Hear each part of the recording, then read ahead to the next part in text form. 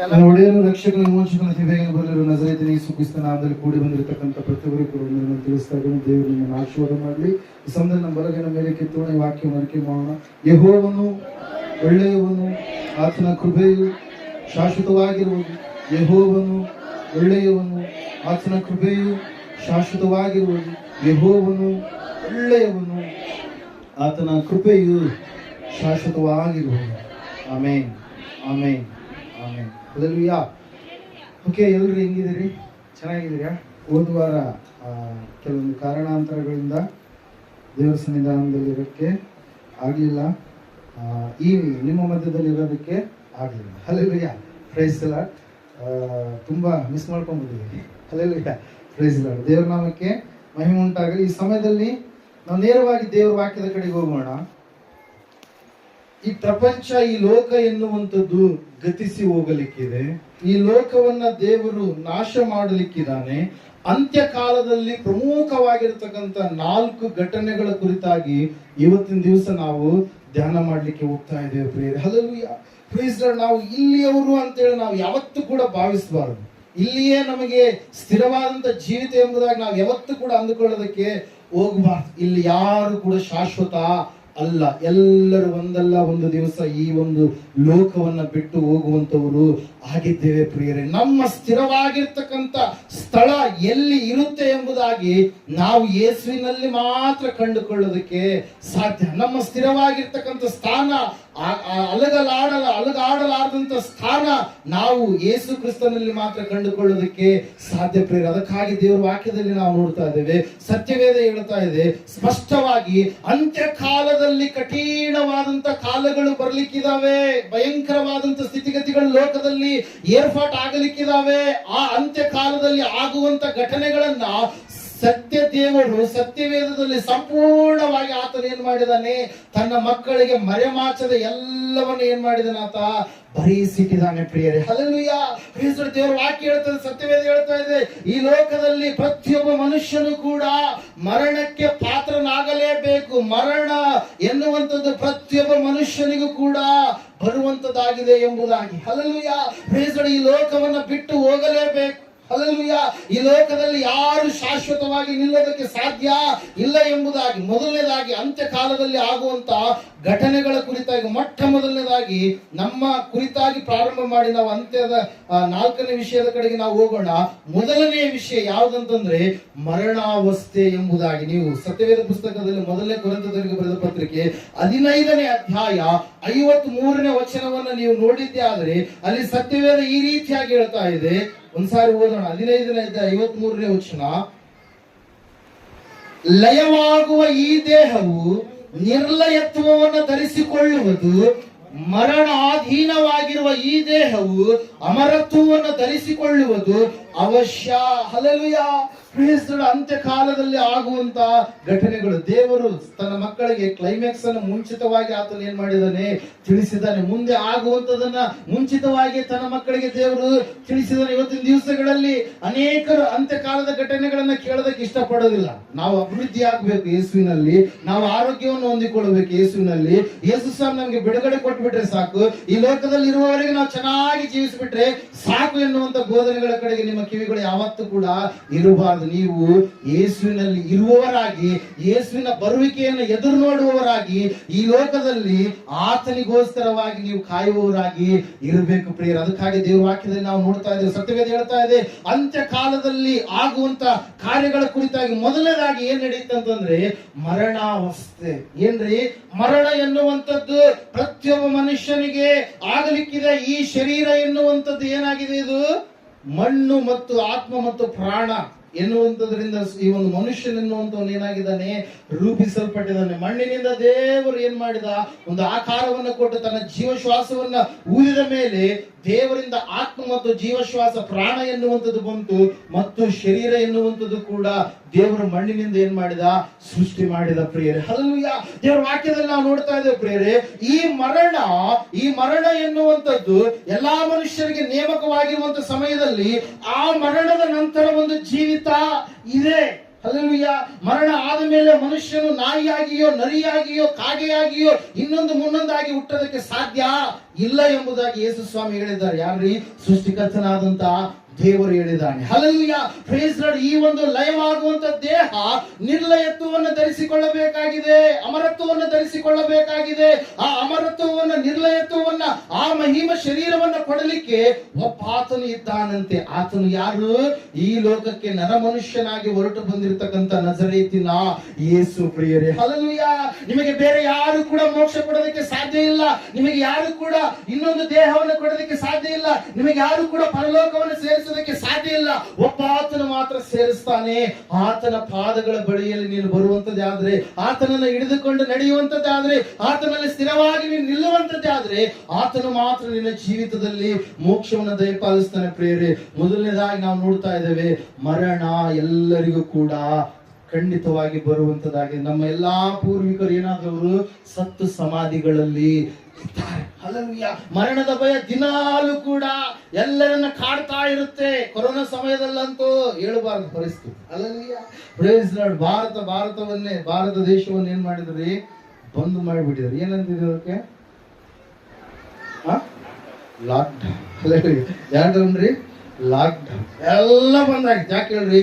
ಯಾರು ಸಾಯಬಾರ್ದು, ಯಾರು ಮರಣಕ್ಕೆ ಪಾತ್ರರಾಗಬಾರ್ದು. Hallelujah, praise lord. ಎಷ್ಟು ಮಾಡಿದ್ರು ಕೂಡ ಮರಣವನ್ನ ಹಿಡಿದಿಟ್ಟುಕೊಳ್ಳೋದಕ್ಕೆ ಯಾವ ಮನುಷ್ಯನಿಗೆ ಸಾಧ್ಯ ಇಲ್ಲ ಪ್ರಿಯ. ಆದ್ರೆ ದೇವ್ರ ವಾಕ್ಯ ಹೇಳ್ತಾ ಇದೆ, ಸತ್ಯವೇದ ಹೇಳ್ತಾ ಇದೆ, ಆ ಮರಣ ಆದ ಮೇಲೆ ಇನ್ನೊಂದು ಜೀವಿತ ಇದೆ. ಆ ಮರಣ ಆದ ಮೇಲೆ ಇನ್ನೊಂದು ಸಂಗತಿ ಇದೆ. ಆ ಮರಣ ಆದ ಮೇಲೆ ನೀನು ಶಾಶ್ವತವಾಗಿರ್ತಕ್ಕಂಥ ಲೋಕಗಳು ಇದಾವೆ. ಆ ಲೋಕದ ಕಡೆಗೆ ನೀನು ಹೋಗಬೇಕಾದ್ರೆ ದೇವರನ್ನ ನಂಬಿ ನಡೆದುಕೊಂಡಂತವ್ರಿಗೆ ಪರಲೋಕ ಬಂದ್ರೆ, ನಂಬಿ ನಡೆಯಲಾರದಿರುವಂತವ್ರಿಗೆ ಏನ್ ಬರುತ್ತೆ? ನರಕ ಬರುತ್ತೆ ಪ್ರಿಯರೇ. Hallelujah, praise Lord. ಅದು ಮಾತ್ರ ಕಟ್ಟಿಟ್ಟಂತ ಬುದ್ಧಿ. ಹಲ್ಲೆಲೂಯಾ.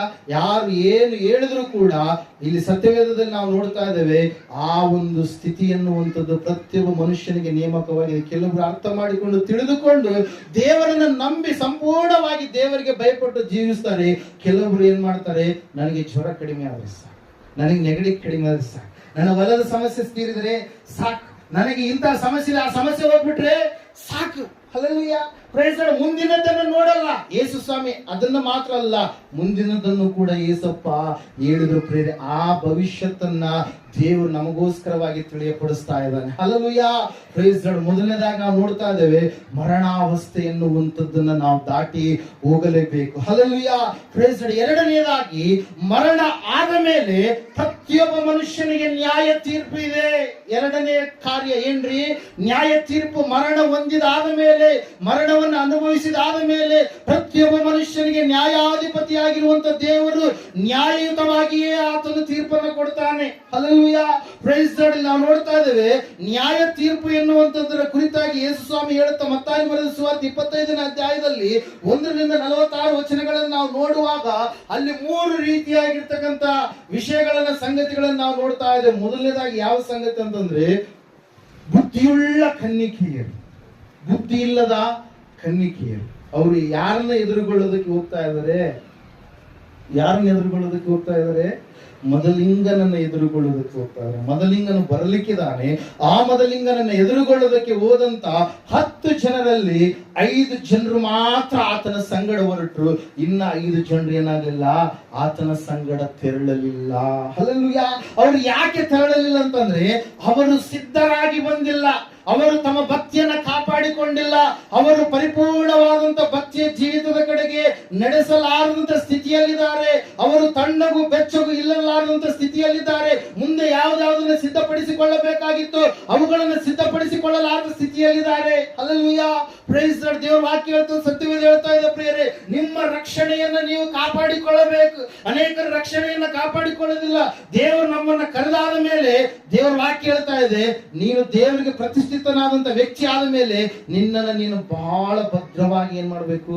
ಕಾಪಾಡಿಕೊಳ್ಬೇಕು. ಈ ಲೋಕ ನಿನ್ನನ್ನು ನಾಶನದ ಕಡೆಗೆ, ಪಾತಾಳದ ಕಡೆಗೆ, ಪಾಪದ ಕಡೆಗೆ, ವ್ಯಾಮೋಹದ ಕಡೆಗೆ, ಕೆಟ್ಟ ಕಾರ್ಯಗಳ ಕಡೆಗೆ ನಿನ್ನನ್ನು ಎಳಿತಾ ಇರಬೇಕಾದ್ರೆ ನೀನು ದೇವರಲ್ಲಿ ಇದ್ದವನಾಗಿ ಅವೆಲ್ಲವುಗಳನ್ನು ಏನ್ ಮಾಡ್ಬೇಕು? ನೀನು ಜಯಿಸುವಂತ ವ್ಯಕ್ತಿ ಆಗಬೇಕು ಪ್ರಿಯರೇ. ಅದಕ್ಕಾಗಿ ನಾವು ನೋಡ್ತಾ ಇದ್ದೇವೆ, ಸತ್ಯವೇದ ಹೇಳ್ತಾ ಇದೆ ಸ್ಪಷ್ಟವಾಗಿ ಏನಂತ ಹೇಳಂತಂದ್ರೆ, ನ್ಯಾಯ ತೀರ್ಪಿದೆ. ಮರಣ ಹೊಂದಿದ ಮೇಲೆ ಪ್ರತಿಯೊಬ್ಬ ಮನುಷ್ಯನಿಗೆ ನ್ಯಾಯ ತೀರ್ಪಿದೆ. ಆ ನ್ಯಾಯ ತೀರ್ಪಿನಲ್ಲಿ ಎರಡನೇದಾಗಿ ನಾವು ನೋಡ್ತಾ ಇದ್ದೇವೆ, ಮೊದಲನೇದಾಗಿ ಸಿದ್ಧವಿರಲಾರದಂತವ್ರು ಏನಾಗ್ತಾರೆ? ನ್ಯಾಯ ತೀರ್ಪಿನಲ್ಲಿ ಏನಾಗ್ತಾರೆ? ಕೈ ಬಿಡಲ್ಪಡ್ತಾರೆ. ಎರಡನೇದಾಗಿ ದೇವರು ಕೆಲವೊಬ್ಬರಿಗೆ ತಲಾಂತುಗಳನ್ನು ಕೊಟ್ಟಿರ್ತಾನೆ, ಕೆಲವೊಬ್ಬರಿಗೆ ವರಗಳನ್ನ ಕೊಟ್ಟಿರ್ತಾನೆ, ಕೆಲವೊಬ್ಬರಿಗೆ ಒಳ್ಳೆಯ ರೀತಿಯಲ್ಲಿ ತನ್ನ ಸೇವೆಗೋಸ್ಕರವಾಗಿ ವಿನಿಯೋಗ ಮಾಡುವಂತ ಕೆಲವೊಂದು ಕಾರ್ಯಗಳನ್ನು ಕೊಟ್ಟಿರ್ತಾನೆ. ಆ ಕಾರ್ಯಗಳನ್ನು ಕೊಟ್ಟಾದ ಮೇಲೆ ಅವುಗಳನ್ನ ನಾವೇನ್ ಮಾಡ್ಬೇಕು, ಹೆಚ್ಚಿನದಾಗಿ ಇತರ ಯಾವ ರೀತಿಯಾಗಿ ನಾವು ಬಡ್ಡಿಗೆ ಸಾಲ ಕೊಟ್ಟಂತ ಸಮಯದಲ್ಲಿ ಬಡ್ಡಿ ಯಾವ ರೀತಿಯಾಗಿ ಬೆಳೀತಾ ಇರ್ತೋ ಅದೇ ರೀತಿಯಾಗಿ ನಮ್ಮ ತಲಾಂತುಗಳು ಅದೇ ರೀತಿಯಾಗಿ ನಿಂತ ನೀರಾಗಿರದೆ ಅದು ಹರಿಯುವಂತಹ ರೀತಿಯಲ್ಲಿ ಇರುವಂತದ್ದಾಗಿರ್ಬೇಕು. ಯೇಸು ಸ್ವಾಮಿ ಹೇಳ್ತಾ ಇದ್ರೆ ಏನಂತ ಹೇಳಿದ್ರೆ, ನನ್ನನ್ನು ನಂಬಿದವನು ಹೊಟ್ಟೆಯೊಳಗಿಂದ ಏನಾಗ್ತವೆ, ಜೀವಕರವಾದಂತ ಹೊಳೆಗಳು ಹರಿತವೆ ಅಂತ ಹೇಳಿದಾನೆ. ಹಲ್ಲೆಲೂಯಾ. Praise Lord. ನಿನ್ನ ಪ್ರಖ್ಯಾತಿಯನ್ನ ದೇವರ ಪ್ರಖ್ಯಾತಿಯನ್ನು ತಿಳಿಯಪಡಿಸುವುದಕ್ಕಾಗಿ, ನಿನ್ನನ್ನು ಪ್ರಖ್ಯಾತಿಗೊಳಿಸುವುದಕ್ಕಾಗಿ ದೇವರು ನಿನ್ನನ್ನು ಏನ್ ಮಾಡಿದ್ದಾನೆ, ಕರೆದಿದ್ದಾನೆ. ಅದನ್ನು ಸಂಪೂರ್ಣವಾಗಿ ನೀನು ಒಪ್ಪುವಂತ ವ್ಯಕ್ತಿ ಆಗ್ಬೇಕು. ಎರಡನೇದಾಗಿ ನಾವು ನೋಡ್ತಾ ಇದ್ದೇವೆ, ತಲಾಂತನ ಕೊಟ್ಟರು. 5 ತಲಾಂತಗಳು, 2 ತಲಾಂತಗಳು, 1 ತಲಾಂತಗಳ ಕುರಿತಾಗಿ ನಾವು ನೋಡ್ತಾ ಇದ್ದೇವೆ. ಆ 5 ತಲಾಂತ ಉಳ್ಳಂತ ವ್ಯಕ್ತಿ ಏನ್ ಮಾಡ್ತಾ ಇದ್ದಾನೆ ಅಂತಂದ್ರೆ, ತಾನು ಹೋಗಿ ವ್ಯಾಪಾರ ಮಾಡಿದಾಗ ಇನ್ನೂ 5 ತಲಾಂತಗಳನ್ನು ಅವನು ಏನ್ ಮಾಡಿದ, ಸಂಪಾದನೆ ಮಾಡಿಕೊಂಡ. ಅಲ್ಲಿಯಾ ಆ 2 ಉಳ್ಳವನು ಇನ್ನೂ 2 ಸಂಪಾದನೆ ಮಾಡಿಕೊಂಡ. ಆದ್ರೆ ಒಂದೇ ಒಂದು ತಲಾಂತ ಉಳ್ಳಂತ ವ್ಯಕ್ತಿ ಏನ್ ಮಾಡ್ತಾ ಇದ್ದಾನ್ರಿ, ಅದನ್ನ ಹೋಗಿ ಮಣ್ಣಿನಲ್ಲಿ ಬಚ್ಚಿಡ್ತಾ ಇದ್ದಾನೆ, ಮನೆಯಲ್ಲಿ ದಿಂಬು ಕೆಳಗೆ ಬಚ್ಚಿಡ್ತಾ ಇದ್ದಾನೆ ಎಂಬುದಾಗಿ ನಾವು ನೋಡ್ತೇವೆ. 2 ರೀತಿ. ಅಲ್ಲಿಯಾ ಮಣ್ಣಿನಲ್ಲಿ ಬಚ್ಚಿಟ್ಟ, ಆ ಒಂದು ವಸ್ತುವಿನ ಕೆಳಗಡೆ ಬಚ್ಚಿಟ್ಟ. ಬಂದ ಮೇಲೆ ಹೋದಂತ ಯಜಮಾನ ಪುನಃ ತಿರುಗಿ ಬಂದ ಮೇಲೆ ಕೇಳ್ತಾ ಇದ್ದಾನೆ. ಯಾರನ್ನ? ತನ್ನ ಸೇವಕರನ್ನ ಕೇಳ್ತಾ ಇದ್ದಾನೆ. 5 ತಲಾಂತ ಉಳ್ಳವನು ಬಂದು, ಸ್ವಾಮಿ ದಣಿ, ನೀನು 5 ತಲಾಂತ ನನಗೆ ಕೊಟ್ಟಿದ್ದೆ, ನಾನು ಇನ್ನೂ ಹೆಚ್ಚಾಗಿ 5 ತಲಾಂತಗಳನ್ನ ನಾನು ಏನ್ ಮಾಡಿದ್ದೇನೆ, ಸಂಪಾದಿಸಿಕೊಂಡಿದ್ದೇನೆ ಎಂಬುದಾಗಿ ಹೇಳಿದಾಗ ಯೇಸಪ್ಪ ಒಂದು ಮಾತನ್ನು ಹೇಳ್ತಾ ಇದ್ರೆ, ಫಲ ನಂಬಿಗಸ್ತನಾದಂತ ಆಳು ನೀನು ಎಂಬುದಾಗಿ. ಹಲ್ಲೆಲೂಯಾ. Praise Lord. ದೇವರು ನಿನಗೆ ತಲಾಂತನ ಕೊಟ್ಟಿದ್ದಾನೆ, ದೇವರು ನಿನಗೆ ಅಭಿಷೇಕವನ್ನು ಕೊಟ್ಟಿದ್ದಾನೆ, ದೇವರು ನಿನಗೆ ವರವನ್ನು ಕೊಟ್ಟಿದ್ದಾನೆ. ಆ ವರ ದಿನಕ್ಕಿಷ್ಟ ಅದು ಹೆಚ್ಚಿಗೆ ಆಗಬೇಕು ಹೊರತಾಗಿ ಅದು ಕಡಿಮೆ ಆಗಬಾರದು. ಹಲ್ಲೆಲೂಯಾ. ದೇವರ ವಾಕ್ಯ ಹೇಳ್ತದೆ, ಸತ್ಯವೇದ ಹೇಳ್ತದೆ, 2 ತಲಾಂತ ಉಳ್ಳಂತ ವ್ಯಕ್ತಿಯನ್ನು ಕೂಡ ಯೇಸು ಸ್ವಾಮಿ ಏನ್ ಮಾಡ್ತಾ ಇದ್ದಾರೆ, ಪ್ರೋತ್ಸಾಹ ಪಡಿಸಿದ್ರು. ಆದ್ರೆ 1 ತಲಾಂತ ಉಳ್ಳಂತ ವ್ಯಕ್ತಿ ಹೇಳ್ತಾ ಇದ್ದಾನೆ, ಸ್ವಾಮಿ ನೀನು ಕಠಿಣ ಮನುಷ್ಯನು. ಎಂತ ಮನುಷ್ಯನಂತೆ? ಕಠಿಣ ಮನುಷ್ಯನು. ನೀನು ಬಿತ್ತಲಾರದೆ ಏನ್ ಕೇಳುವಂತಾತನು, ಹಣವನ್ನ ಕೇಳುವಂತ, ಸಾಗ ಕೇಳುವಂತ ವ್ಯಕ್ತಿ. ಅಷ್ಟು ಕಠಿಣ ಮನುಷ್ಯ ಇದೆಯಪ್ಪ. ಅದಕ್ಕಾಗಿ ಎಲ್ಲಿ ಮತ್ತೆ ನಾನು ನಷ್ಟವಾಗಿ ಬಿಡ್ತೀನೋ ಅಂತೇಳಿ ನೆಪಗಳನ್ನ ಹೇಳೋದಕ್ಕೆ ಪ್ರಾರಂಭ ಮಾಡಿದಂತ ಆ ವ್ಯಕ್ತಿ ಏನಾಗ್ತಾ ಇದ್ದಾನ್ರತ, ಕತ್ತಲೆ ಕೋಣೆಗೆ ಹಾಕಲ್ಪಡ್ತಾ ಇದ್ದಾನೆ. ಹಲ್ಲೆಲೂಯಾ. ದೇವರ ವಾಕ್ಯ ಹೇಳ್ತಾ ಇದೆ, ಸತ್ಯವೇದ ಹೇಳ್ತಾ ಇದೆ ಸ್ಪಷ್ಟವಾಗಿ. ಆ ವ್ಯಕ್ತಿ ಯಾಕೆ ಕತ್ತಲೆ ಕೋಣೆಗೆ ಹಾಕಲ್ಪಟ್ಟ? ಇವರಿಬ್ರು ಯಾಕೆ ಕತ್ತಲೆ ಕೋಣೆಗೆ ಹಾಕಲ್ಪಡ್ಲಿಲ್ರಿ? ಅವ್ರನ್ನ ಯೇಸು ಸ್ವಾಮಿ ಏನ್ ಮಾಡಿದ, ಬೇರ್ಪಡಿಸಿದ. ಇವತ್ತು ದೇವರು ನನಗೂ ನಿನಗೂ ಪ್ರತಿ ಒಬ್ಬೊಬ್ಬರಿಗೂ ಕೂಡ ಏನ್ ಕೊಟ್ಟಿದ್ದಾನ್ರಿ, ತಲಾಂತನ ಕೊಟ್ಟಿದ್ದಾನೆ. ಆತನ ರಾಜ್ಯದ ಭಾರವನ್ನ ನನಗೂ ನಿಮ್ಮೆಲ್ಲರಿಗೂ ಆತನು ಕೊಟ್ಟಿದ್ದಾನೆ. ಅದನ್ನ ನಾವು ಏನ್ ಮಾಡ್ಬೇಕು, ವೃದ್ಧಿಪಡಿಸ್ಬೇಕು. ಹಲ್ಲೆಲೂಯಾ. ನಾನು ನಿಮ್ಮನ್ನು ಆರಿಸಿ ತೆಗೆದುಕೊಂಡಿದ್ದೇನೆ, ಫಲ ಕೊಡುವವರಾಗಿ ನೀವು ಇರಬೇಕಂತ. 15ನೇ ಅಧ್ಯಾಯ 16ನೇ ವಚನ ಯೋಹಾನ ಬರೆದ ಸುವಾರ್ತೆಯಲ್ಲಿ ನಾವು ನೋಡ್ತಾ ಇದ್ದೇವೆ. ನೀವು ಕೊಡುವಂತ ಫಲ ಪರಿಪೂರ್ಣವಾಗಬೇಕು. ಹಲ್ಲೆಲೂಯಾ. ಆ ಫಲವಿರಲಾರ್ದಂತ ಜೀವಿತ ನಿಮ್ಮಲ್ಲಿ ಇರಬಾರ್ದು. ನೀವು ಇನ್ನೂ ಹೆಚ್ಚಿನ ರೀತಿಯಲ್ಲಿ ದೇವರಲ್ಲಿ ಬೆಳಿಬೇಕು, ದೇವರ ಕೆಲಸ ಕಾರ್ಯಗಳಲ್ಲಿ ಬೆಳಿಬೇಕು ಹೊರತಾಗಿ ಲೋಕದಲ್ಲಿ ಅಲ್ಲ. ಹಲ್ಲೆಲೂಯಾ. Praise Lord. ದೇವರ ವಾಕ್ಯ ಹೇಳ್ತಾ, ಸತ್ಯವೇದ ಹೇಳ್ತಾ ಇದೆ. 3ನೇದಾಗಿ ದೇವರು ನ್ಯಾಯ ತೀರ್ಪನ್ನು ಕೊಡ್ತಾ ಇದ್ದಾನೆ. ಮೊದಲನೇದಾಗಿ ನ್ಯಾಯ ತೀರ್ಪನ್ನು ಹೆಂಗ ಕೊಟ್ಟ, ಸಿದ್ಧರಾದಂತವ್ರನ್ನ ಕರೆದುಕೊಂಡ. 2ನೇದಾಗಿ ಕೆಲಸ ಕೊಟ್ಟಂತವ್ರು, ಕೆಲಸ ಮಾಡ್ಲಾರ್ದಂತವ್ರನ್ನ ತೆಗೆದಾಕಿಬಿಟ್ಟ. 3ನೇದಾಗಿ ಆತನು ಸತ್ಕ್ರಿಯೆಗಳನ್ನ ಮಾಡಿದಂತವ್ರನ್ನ ಏನ್ ಮಾಡ್ತಾ ಇದ್ದಾನೆ, ಬೇರೆ ಬೇರೆ ಮಾಡ್ತಾ ಇದ್ದಾನೆ. ಆಡುಗಳು ಬೇರೆ, ಕುರಿಗಳು ಬೇರೆ. ಎಡಗಡೆಯಲ್ಲಿ ಇರ್ತಕ್ಕಂಥವ್ರನ್ನ ದೇವರು ಆಡುಗಳು ಎಂಬುದಾಗಿ ಕರೆದ್ರೆ, ಬಲಗಡೆಯಲ್ಲಿ ಇರ್ತಕ್ಕಂಥ ದೇವ್ರನ್ನ ಏನಂತ ಕರೆದ, ಕುರಿಗಳು ಎಂಬುದಾಗಿ ಕರೆದ. ಯಾಕಂದ್ರೆ ಬಲಗಡೆಯಲ್ಲಿ ಇರ್ತಕ್ಕಂಥವ್ರು ಏನ್ ಮಾಡಿದಾರೆ, ಆತನ ಕಾರ್ಯಗಳನ್ನು ಮಾಡುವುದಕ್ಕಾಗಿ ಸಿದ್ಧರಾಗಿ ಜೀವಿಸಿದಂತವರಾಗಿದ್ದಾರೆ. ಹಲ್ಲೆಲೂಯಾ. ಅವರು ಯೇಸುವನ್ನ ಬಿಟ್ಟು ನಡೆಯಲಿಲ್ಲ. ಅವರು ಆತನ ಪ್ರತಿಯೊಂದು ಆಜ್ಞೆಗೆ ವಿಧೇಯತೆಯುಳ್ಳವರಾಗಿ ನಡೆದಿದ್ದಾರೆ, ಜೀವಿಸಿದ್ದಾರೆ. ಪ್ರಿಯರೇ, ಹಲ್ಲೆಲೂಯಾ. ಇರಲಾರ್ದಂತವರಿಗೆ ಕೊಟ್ಟಿರುವಂತದ್ದು ದೇವರಿಗೆ ಕೊಟ್ಟಂತ ರೀತಿ ಎಂಬುದಾಗಿ ಅವ್ರು ಏನ್ ಮಾಡಿದ್ದಾರೆ, ತಿಳಿದುಕೊಂಡಿದ್ದಾರೆ. ಪ್ರಿಯರೇ, ಹಲ್ಲೆಲೂಯಾ. ದೇವರ ವಾಕ್ಯ ಹೇಳ್ತಾ ಇದೆ, ಸತ್ಯವೇದ ಹೇಳ್ತಾ ಇದೆ. ಆ ಒಂದು 3 ರೀತಿಯಾಗಿರ್ತಕ್ಕಂತ ನ್ಯಾಯ ತೀರ್ಪುಗಳು. ಮತ್ತೆ ತೀರ್ಪು ಹಂಗೆ ಕೊಡೋದಿಲ್ಲ. ದೇವರನ್ನ ನಂಬಲಾರದಂತವರಿಗೆ ಒಂದು ರೀತಿಯ ತೀರ್ಪು, ದೇವರನ್ನ ನಂಬಿದಂತವ್ರಿಗೆ ಒಂದು ರೀತಿಯ ತೀರ್ಪು, ಧರ್ಮಶಾಸ್ತ್ರಕ್ಕೆ ಒಳಗಾದಂತವ್ರಿಗೆ ಒಂದು ರೀತಿಯ ತೀರ್ಪನ್ನು ಕೊಡ್ಲಿಕ್ಕಿದ್ದಾನೆ. ಪ್ರಿಯರೇ, ಯಾಕಂದ್ರೆ ಆತನು ದೇವರು, ಆತನು ನ್ಯಾಯವಾಗಿಯೇ ತೀರ್ಪನ್ನ ಕೊಡ್ಲಿಕ್ಕಿದ್ದಾನೆ. ಪ್ರಿಯರೇ, ಹಲ್ಲೆಲೂಯಾ. ಪ್ರೇಸ್. ಅದಕ್ಕಾಗಿ ಮರಣಾವಸ್ಥೆ ಎನ್ನುವಂಥದ್ದು ಅಂತ್ಯಕಾಲದಲ್ಲಿ ಇರುವಂತ ಒಂದು ಘಟನೆಯಾದ್ರೆ ನ್ಯಾಯ ತೀರ್ಪನ್ನು ಕೂಡ ನ್ಯಾಯಾಧಿಪತಿಯಾಗಿರ್ತಕ್ಕಂಥ ದೇವರು ಮಾತ್ರ ಆ ನ್ಯಾಯ ತೀರ್ಪನ್ನ ಮಾಡ್ತಾನೆ. ಯಾಕಂದ್ರೆ ಆತನು ನ್ಯಾಯಾಧಿಪತಿ ಎಂಬುದಾಗಿ ಸತ್ಯವೇದ ಹೇಳುತ್ತೆ. ಯಾಕಂದ್ರೆ ನ್ಯಾಯದ ಪರವಾಗಿ ನಿಲ್ಲುವಂತ ದೇವರು ಎಂಬುದಾಗಿ ಸತ್ಯವೇದ ಹೇಳುತ್ತೆ ಪ್ರೇರೆ. ಆತನು ಕೊಟ್ಟಂತ ನ್ಯಾಯ ತೀರ್ಪು ಅದು ಹೆಂಗಿರುತ್ತೆ? ನ್ಯಾಯವಾಗಿ ಇರುತ್ತೆ. ಹಲ್ಲೆಲೂಯಾ. ಅಳುದು ತೂಗಿ ಆ ರೀತಿಯಲ್ಲ, ಆತನು ಯಥಾರ್ಥವಾಗಿ ಪರಿಪೂರ್ಣವಾಗಿ ಆತನು ಏನ್ ಮಾಡ್ತಾನೆ? ತೀರ್ಪನ್ನು ಕೊಡುವಂತ ದೇವರಾಗಿದ್ದಾನೆ ಪ್ರಿಯರೇ. ಹಲ್ಲೆಲೂಯಾ. Praise the Lord. ಅಂತ್ಯಾವಸ್ಥೆಯಲ್ಲಿ ನಡೆಯುವಂತ ಘಟನೆಗಳನ್ನ ಇವತ್ತಿನ ದಿವಸ ನಾವು ಧ್ಯಾನ ಮಾಡ್ತಾ ಇದ್ದೇವೆ. ಮೂರನೇದಾಗಿ ಪ್ರಿಯರೇ, ಅಂತ್ಯ ಕಾಲದಲ್ಲಿ ಏನಾಗ್ಲಿಕ್ಕಿದೆ ಅಂತಂದ್ರೆ ಈ ನ್ಯಾಯ ತೀರ್ಪನ್ನ ಯಾರು ಮಾಡ್ತಾರೆ? ನ್ಯಾಯ ತೀರ್ಪನ್ನು ಮಾಡೋದಕ್ಕೆ ಒಬ್ಬ ಜಡ್ಜ್ ಬೇಕಲ್ವಾ? ಹಲ್ಲೆಲೂಯಾ. ಯಾರು ಮಾಡ್ತಾರೆ ಆ ನ್ಯಾಯ ತೀರ್ಪನ್ನ? ಯೇಸು ಕ್ರಿಸ್ತನೇ ಮಾಡಲಿಕ್ಕಿದ್ದಾನೆ. ಹಲ್ಲೆಲೂಯಾ. ಪ್ರೈಸ್. ಒಂದ್ಸಾರಿ ಪ್ರಕಟಣೆ ಪುಸ್ತಕ 20ನೇ ಅಧ್ಯಾಯ 11ನೇ ವಚನ ನೀವು ಓದ್ತೀರಾ? ಆಮೇಲೆ ಬೆಳ್ಳಗಿರುವ ಮಹಾಸಿಂಹಾಸನವನ್ನು ಅದರ ಮೇಲೆ ಕೂತಿದ್ದಾತನನ್ನು ಕಂಡೆನು. ಆತನ ಎದುರಿನಿಂದ ಭೂಮಿ ಆಕಾಶಗಳು ಓಡಿ ಹೋಗಿ ಇನ್ನೂ ಕಾಣಿಸದ ಹಾಗಾದವು. ಇದಲ್ಲದೆ ಸತ್ತವರಾದ ದೊಡ್ಡವರು ಚಿಕ್ಕವರು ಸಿಂಹಾಸನದ ಮುಂದೆ ನಿಂತಿರುವುದನ್ನ ಕಂಡೆನು. ಆಗ ಪುಸ್ತಕಗಳು ತೆರೆಯಲ್ಪಟ್ಟವು ಮತ್ತು ಜೀವಬಾಧ್ಯರ ಪಟ್ಟಿ ಎಂಬ ಇನ್ನೊಂದು ಪುಸ್ತಕವು ತೆರೆಯಲ್ಪಟ್ಟಿತು. ಆ ಪುಸ್ತಕದಲ್ಲಿ ಬರೆದಿದ್ದ ಸಂಗತಿಗಳ ಆಧಾರದಿಂದ ಅವರವರ ಕೃತ್ಯಗಳ ಪ್ರಕಾರ ಸತ್ತವರಿಗೆ ನ್ಯಾಯ ತೀರ್ಪಾಯಿತು. ಸಮುದ್ರವು ತನ್ನೊಳಗಿದ್ದ ಸತ್ತವರನ್ನು ಒಪ್ಪಿಸಿತು. ಮೃತ್ಯುವು ಪಾತಾಳವು ತಮ್ಮ ವಶದಲ್ಲಿದ್ದ ಸತ್ತವರನ್ನು ಒಪ್ಪಿಸಿದವು. ಅವರಲ್ಲಿ ಪ್ರತಿಯೊಬ್ಬೊಬ್ಬನಿಗೆ ಅವನವನ ಕೃತ್ಯಗಳ ಪ್ರಕಾರ ನ್ಯಾಯ ತೀರ್ಪಾಯಿತು. ಹಲ್ಲೆಲೂಯಾ. ಅವರು ಮಾಡಿದಂತ ಕೆಲಸಗಳು, ಈ ಒಂದು ಲೋಕದಲ್ಲಿ ಅವರು ಮಾಡಿದಂತ ಕೆಲಸ ಕಾರ್ಯಗಳ ಪ್ರಕಾರವಾಗಿ ಅವರಿಗೆ ನ್ಯಾಯ ತೀರ್ಪಾಯಿತು. 9ನೇ 27ನೇ ವಚನದಲ್ಲಿ ಇಬ್ರಿಯರಿಗೆ ಬರೆದ ಪತ್ರಿಕೆಯಲ್ಲಿ ನಾವು ನೋಡ್ತಾ ಇದ್ದೇವೆ, ಒಂದೇ ಸಾರಿ ಸಾಯುವುದು, ಆಮೇಲೆ ಏನಂತೆ?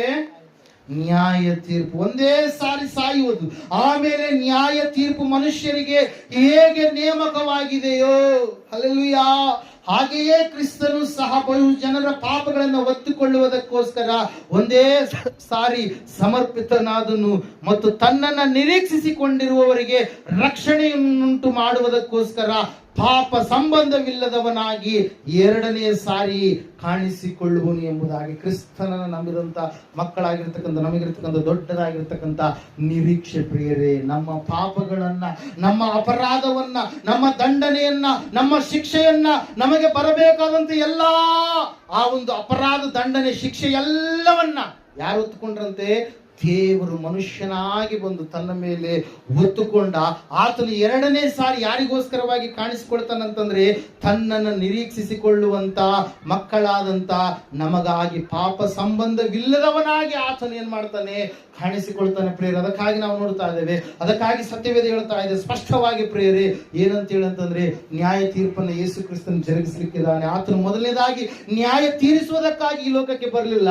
ಆತನು ಮೊದಲನೇದಾಗಿ ರಕ್ಷಣೆಯನ್ನು ಉಂಟು ಮಾಡುವುದಕ್ಕಾಗಿ, ನಿತ್ಯ ಜೀವನ ಕೊಡುವುದಕ್ಕಾಗಿ, ಪಾಪ ತುಂಬಿದಂತ ಮನುಷ್ಯರಿಗೆ ಯಜ್ಞವಾಗುವುದಕ್ಕಾಗಿ ಆತನು ಈ ಲೋಕಕ್ಕೆ ಹೊರಟು ಬಂದ. ಅದರ ಸಲುವಾಗಿ ನಾವು ನೋಡ್ತಾ ಇದ್ದೇವೆ, ವೇದಗಳು ಸಂಪೂರ್ಣವಾಗಿ ಆತನ ಕುರಿತಾಗಿ ಏನ್ ಮಾಡ್ತಾ ಇದ್ದೇವೆ? ತಿಳಿಸ್ತಾ ಇದ್ದೇವೆ. ಋಗ್ವೇದ, ಯಜುರ್ವೇದ, ಸಾಮವೇದ, ಅಥರ್ವಣ ವೇದ ಎನ್ನುವಂತ 4 ವೇದಗಳಲ್ಲಿ ಆತನ ಕುರಿತಾಗಿ ಪ್ರಜಾಪತಿ ಯಾರು, ಆ ಪ್ರಜಾಪತಿ ಜರುಗಿಸಲಿಕ್ಕಿರ್ತಕ್ಕಂಥ ಯಜ್ಞ ಏನು ಎಂಬುದಾಗಿ ಆ ಒಂದು ವೇದಗಳಲ್ಲಿ ನಾವು ನೋಡ್ತಾ ಇದ್ದೇವೆ ಪ್ರಿಯರೇ. ಹಲ್ಲೆಲೂಯಾ.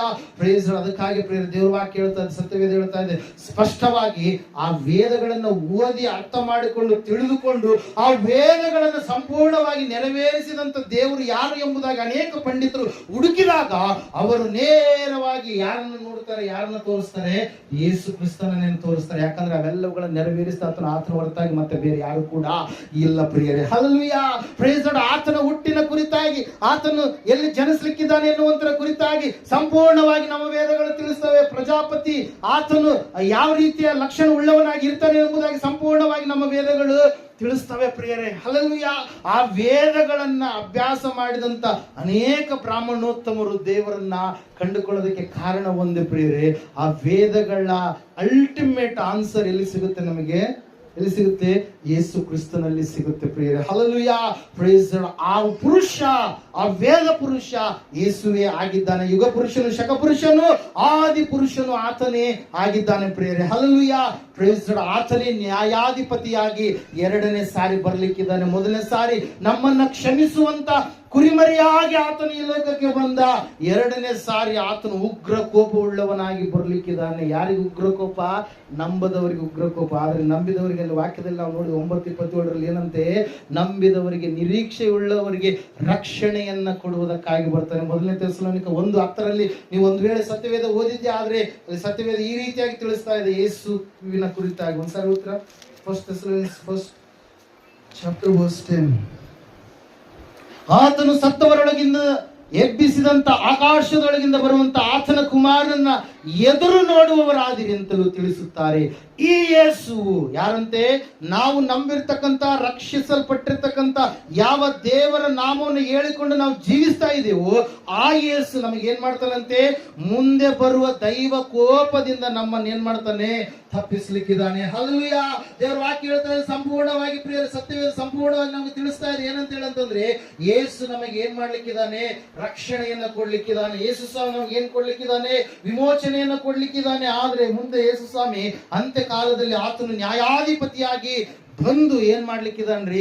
ಎಲ್ಲರಿಗೂ ನ್ಯಾಯವನ್ನು ತೀರಿಸಲಿಕ್ಕಿದ್ದಾನೆ. ಅದರ ಪೌಲನು ಒಂದ್ಸಾರಿ ಹೇಳ್ತಾನೆ, ನಾವು ಕ್ರಿಸ್ತನ ನ್ಯಾಯಾಸನದ ಮುಂದೆ ನಾವೆಲ್ಲರೂ ಕೂಡ ನಿಂತುಕೊಳ್ಳಲೇಬೇಕು. ಅವನವನ ಕೃತ್ಯಗಳ ಪ್ರಕಾರವಾಗಿ ಅವನಿಗೆ ಪ್ರತಿಫಲ ದೊರೆಯುತ್ತೆ ಎಂಬುದಾಗಿ. ಅವರವರು ಕೆಲವೊಬ್ಬರು ಭಕ್ತಿಯ ಜೀವಿತದಲ್ಲಿ 30ರಷ್ಟು 60ರಷ್ಟು 100ರಷ್ಟು ಫಲ ಕೊಟ್ಟಂತವರಿಗೆ ಅವರ ಬಹುಮಾನಗಳು ಕೂಡ ಬೇರೆ ಬೇರೆಯಾಗಿ ಇರ್ತಾವೆ ಪ್ರಿಯರು. ಒಂದ್ಸಾರಿ ಅದರ ಕುರಿತಾಗಿ ಕೂಡ ನಾವು ನೋಡ್ಬಿಡೋಣ.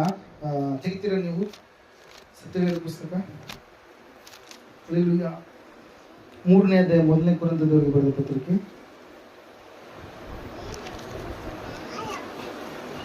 11ನೇ ವಚನ.